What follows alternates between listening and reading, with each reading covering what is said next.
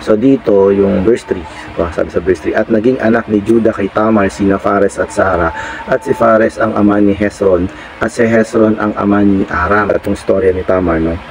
Sa Genesis chapter 38, ayan, pinakita sa atin, no, na si Tamar ay asawa ng anak ni Judah. Pero dito pinakita na si Tamar nagkaroon siya ng anak, si Fares at si Zara, dahil si Judah ay naghanap ng kaaliwan, no? At hindi niya alam na si Tamar na pala yung kanyang nakatagpo doon. Incest yung nangyari dito, at pagkakamali dito, no? Actually, 4 yung binanggit ditong babae na may karumihan eh.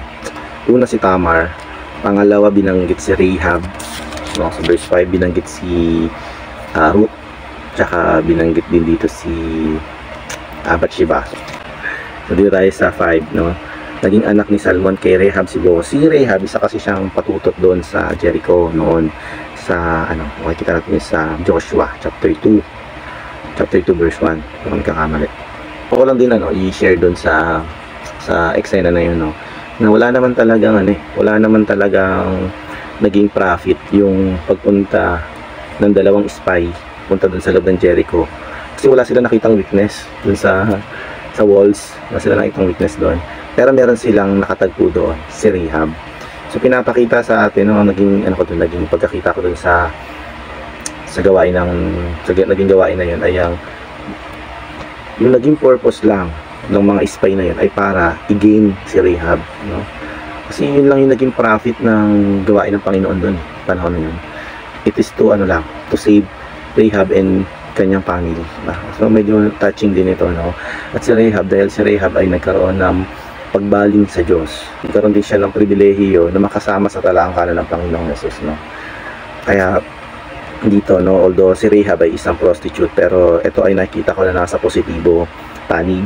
Pero kasi nga si Rahab ay isang ayon sa Jericho kasi siya, so kaaway siya ng Diyos.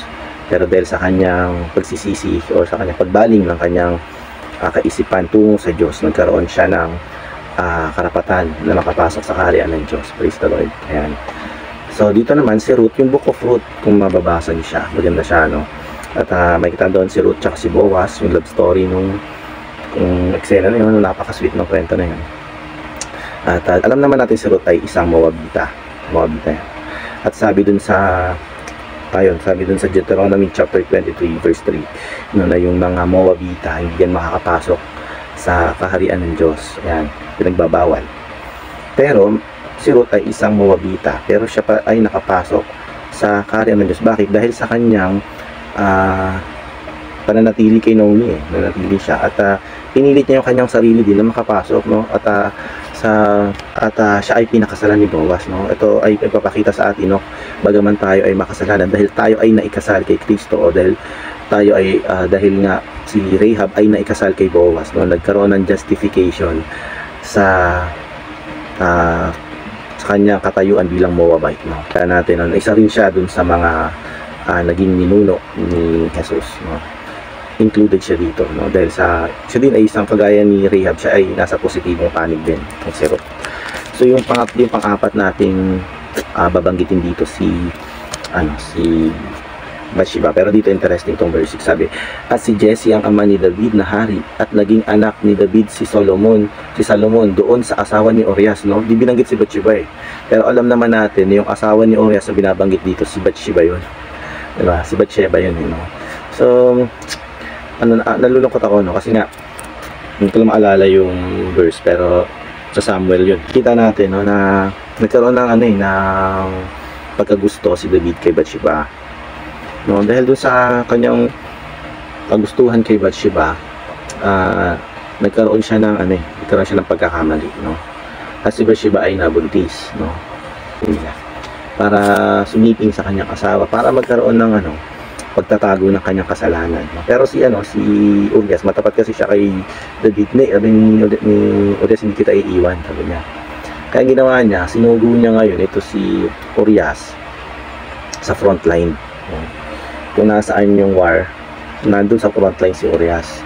Kaya ang nangyari, namatay si Urias, no? At napakasalan niya si Bathsheba, kasi nga naging ah, naging balo.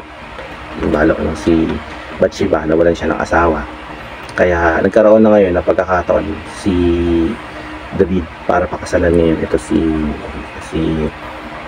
Bathsheba, no? Pero siyempre sa mata ng tao mukhang okay lang, no? Kasi sa mata ng tao, namatay kasi asawa niyan kaya pwedeng pakasalan ni David, no? Pero sa katotohanan, sa mata ng Diyos, nagkaroon siya ng dalawang pagkasalanan. Una, nagkaroon siya ng pakikiapid siya sa asawa ng iba. Pangalawa, nagkaroon siya ng murder dahil may intent siya na patayin si Urias, no? Para lang magkaroon siya para maasawa niya si Bathsheba, para mapagtakpan yung kanyang kasalanan. Pero alam natin na walang lihim sa Diyos, no?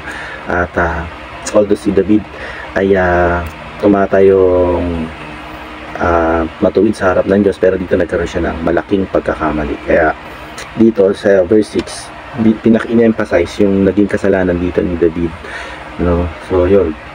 Ngayon, binanggit natin yung negatibong mula sa verse 3 hanggang verse 6. Puro siya no? Puro siya negatibo, no? Ano ba yung ibig sabihin nito? Bakit sa talang kanan ni Jesus may mga ganitong klase ng tala, no? Pinapakita lang po mga kapatid, no, na ito yung ugnayan ng Panginoon sa atin, na siya ay merong ugnayan sa hari, sa pagkahari, ngunit siya din ay nauugnay sa mga makasalanan, no?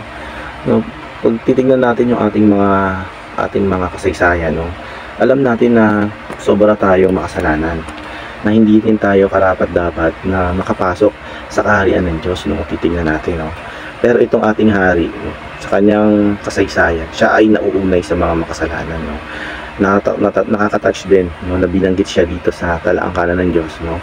Para yung ating masamang bahagi, no, ay ma-justify sa Panginoon sa pamamagitan ng pagtanggap sa Panginoon bilang hari. At sabihin, ang loob ng kaharian ng Panginoon ay hindi lang para sa matutuwid, ito din ay para sa mga